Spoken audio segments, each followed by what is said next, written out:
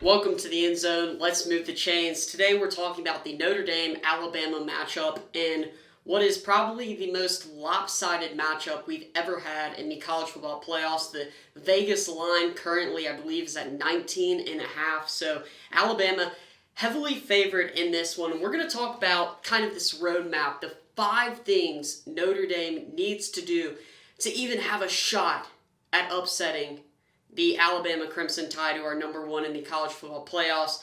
And if you're an Alabama fan, this video is going to be good because you're going to kind of see what Notre Dame is probably going to have to do, kind of their roadmap, what they do well, and how they can excel at that. And if you're a Notre Dame fan, kind of bring you hope, kind of give you a little bit of a roadmap of what you need to see happening on the field when they meet in the Rose Bowl, which is actually being played in Dallas, Texas. So let's get this started. Number 1, Notre Dame needs to be able to control the clock offensively, which means that Kyren Williams is going to have to be a force in the run game.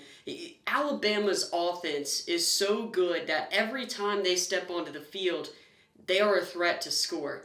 Notre Dame is simply not that way. They're going to have to build up drives. They have less explosive plays as Alabama.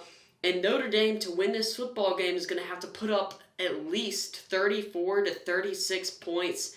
And to do that, they're going to have to sustain drives and keep Alabama's offense off of the field. So play more conservatively. Not saying not try to have these big pass plays, but Notre Dame's offense really needs to settle down, settle in, and run the football well against an Alabama defense, which is not the greatest defense in the world. I don't think it's as good as Clemson. So if Notre Dame can just settle down, control the clock, run the football, and keep Alabama's offense off the field, that should be one step closer to pulling off an upset. Number 2, get Ian Book into a rhythm.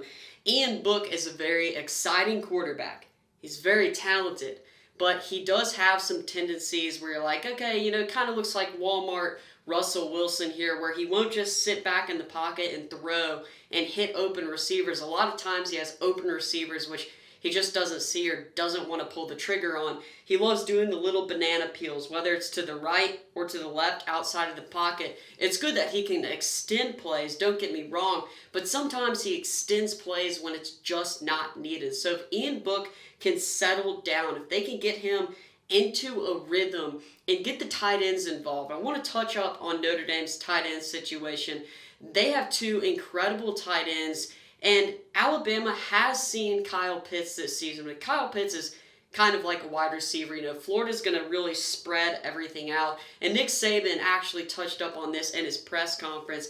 What Notre Dame does in a unique way is how they use their tight ends, and they can use them in a lot of different ways, especially blocking, but off of play action, they're going to get some nice matchups. I think that they should definitely utilize Michael Mayer, the freshman. They call him Baby Gronk, number 87.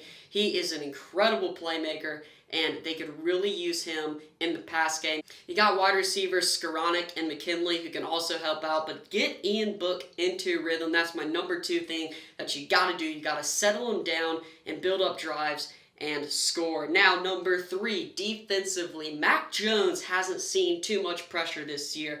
Notre Dame is probably going to be one of the best defenses he has seen all season long, and they really need to get pressure on Mack Jones, because Mack Jones, if he can sit back and throw, these wide receivers are going to get open, especially against Notre Dame's secondary. Notre Dame's secondary pretty much got torched against Clemson.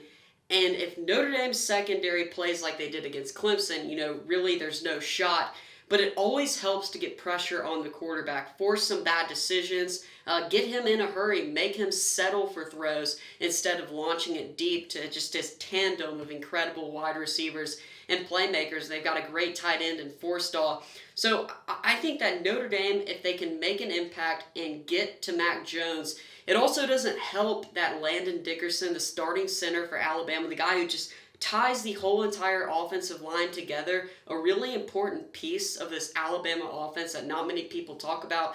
He is out. Notre Dame definitely knows how it feels to lose a center. The Irish need to be able to attack the line of scrimmage and get to Mack Jones. Number 4, the Irish need to force at least 1 to 2 turnovers in this game. Now, we saw them force a turnover early against Clemson, but they weren't really able to get any points out of it, any meaningful points really in that game. They only scored 10 in the ACC championship. So you got to get Alabama off the field, and it's likely, as I said earlier, they're going to score north of 30 points. There's just no way around it.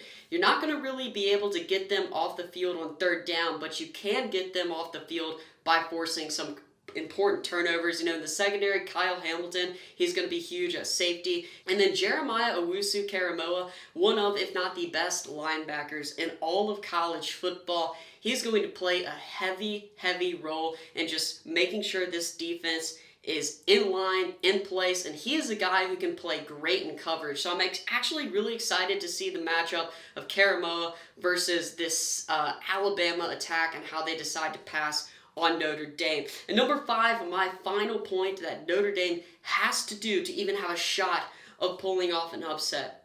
They have to score touchdowns in the red zone. Now, the last 3 times Notre Dame has played Clemson, we'll talk about the ACC championship that we just had.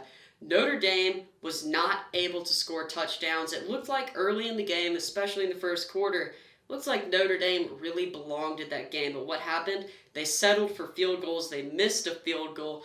And then they weren't able to get touchdowns. You have to score touchdowns in the red zone when you're playing high-powered offenses like that of Alabama. Game earlier in the year probably might have not gone to overtime if Ian Book didn't turn it over in the red zone, or they got more touchdowns than field goals. Also, when you look back at the Clemson game and the first time Notre Dame's been to the college football playoffs, Notre Dame was competing early. We see the same thing. Notre Dame is able to go out there, punch for punch, but then they get to the red zone, they score field goals, or they don't get anything at all, and all of a sudden, the Clemson offense starts to open up, and in the blink of an eye, the score is 24-3 at half, and it's just over, and Notre Dame has no shot. So with Alabama, they really need to score and score early in the first quarter to set a tone for the football game. Do not settle for field goals. You got to play to win, not play to catch up with Alabama. Notre Dame, they can't catch up with Alabama. Their offense isn't set up that way. They cannot be forced to throw the football by the second quarter and by the halftime. And by halftime, the game cannot be out of hands for the Fighting Irish. They have to keep it close. They have to score in the red area and really build up some drives and play some good defense. I'd love to know your opinions on this matchup down below. How do you think Notre Dame can try and pull off one of the biggest upsets in college football history, in college football playoff history at least? Thanks for watching the End Zone. Make sure to like, subscribe, and comment so we can move the chains.